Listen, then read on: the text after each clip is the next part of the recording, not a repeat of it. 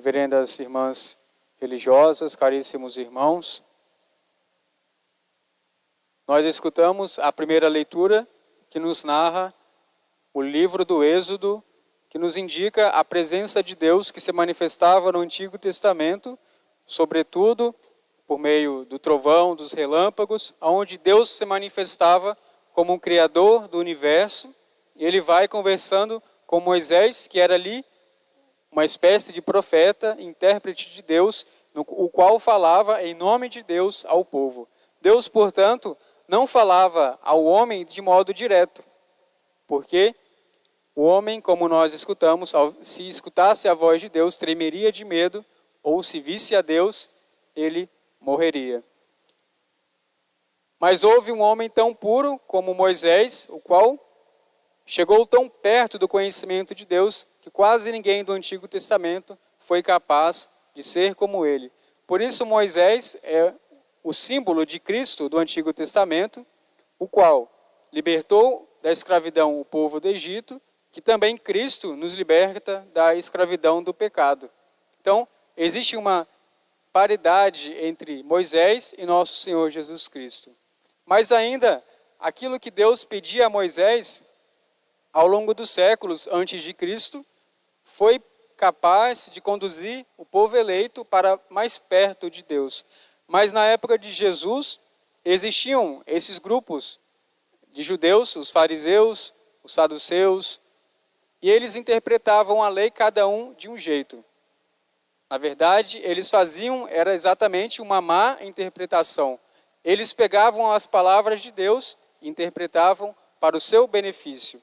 Então a lei de Deus, que era muito boa em si mesma, vai pouco a pouco se corrompendo, no sentido que o homem vai manipulando essa verdade, essa lei, e pouco a pouco o homem vai se afastando de Deus, do caminho correto. Na época de Jesus, já existiam quase 700 regras para usar no dia a dia, ou seja, como lavar a mão, como lavar os pés. Isso Deus não tinha de modo algum falado, mas Ele queria, no livro do Êxodo, era que o povo alcançasse a santidade.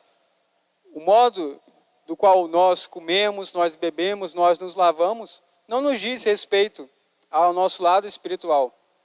Mas eles trocaram essas leis que são mais imediatas à nossa vida, a qual nós fazemos muitas das vezes, sendo boa na maior medida, vai se afastando daquela lei, da tradição com T maiúsculo, e os fariseus vão interpretando a lei, portanto, e criando uma tradição que vai de caminho paralelo à lei de Deus.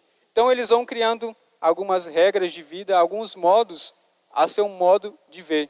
Então, adaptando a lei de Deus de um modo errôneo. Mas nosso Senhor, Ele veio para dar pleno cumprimento à lei, veio para aperfeiçoar aquilo que ainda eles não eram capazes de fazer.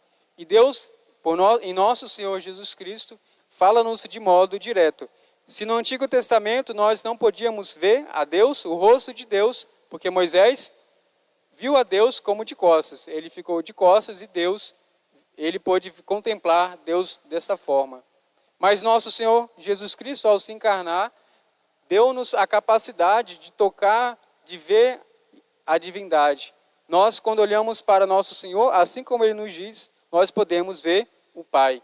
E nosso Senhor vai nos dar algumas regras. Ele vai, na verdade, recordar aquilo que Deus, Pai, havia dito no Antigo Testamento, a qual a Trindade foi pouco a pouco se revelando até chegar no pleno seu aperfeiçoamento em nosso Senhor Jesus Cristo.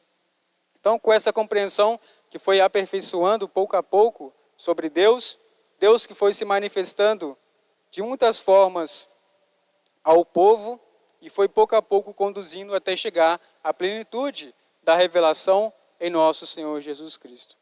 E nosso Senhor vai nos recordar o centro daquilo que nós devemos fazer em nossa vida.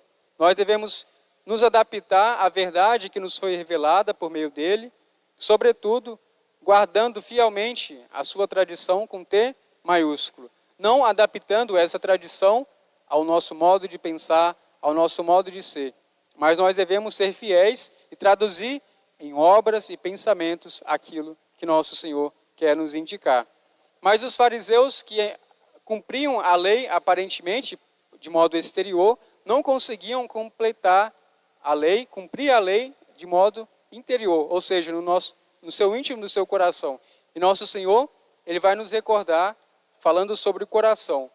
A palavra coração na Sagrada Escritura, ela nos recorda do centro da pessoa, ou seja, fala-nos da consciência. O nosso coração é aquilo que é de mais íntimo para uma pessoa. É aquilo que nós guardamos com todas as nossas forças.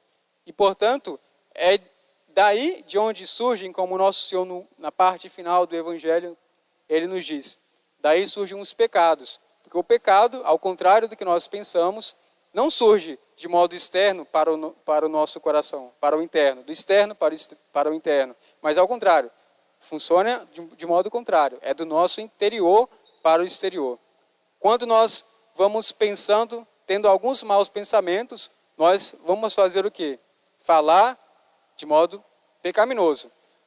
Então, o pensamento, a palavra e depois ainda, que é a parte exterior, o corpo. Então, nosso Senhor quer que nós mudemos, purifiquemos o nosso coração, que é daí de onde surgem todos os pecados. Então, que nós possamos nos aproximar do Senhor na Eucaristia, para que Ele que vem ao nosso coração possa tocar profundamente, Ele possa pisar aquilo que ainda não está do seu agrado em nosso coração, para que nós possamos continuar nesse caminho da Quaresma, nos aproximando e nos aperfeiçoando no caminho da santidade.